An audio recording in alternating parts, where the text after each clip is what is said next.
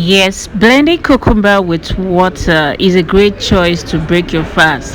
Hello, welcome guys. Welcome to our video again on day 16. Yes, cucumber is hydrating, light on the stomach, packed filled with electrolytes, which can help replenish your body after fasting. If you want to enhance the flavor, you can add honey. Honey, like we all know, honey has sugar in it, but natural sugar, which can help to give us energy. But mine, I am not doing that because I'm going to take a heavy meal after this. So what I just did is, after that I did a heavy meal.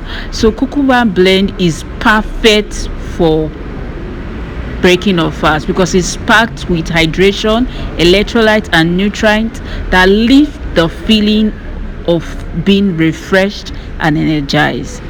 Yes, so that's for cucumber and water. So will you love to try this? Try this and put in a comment section how it was when you did your cucumber blend. So after that I went straight to a normal swallow. Yes, that's why I didn't add honey to mine, because this is packed with carbohydrate, and carbohydrates will give me that energy which I seek. And I blended with banga soup, fish and meat.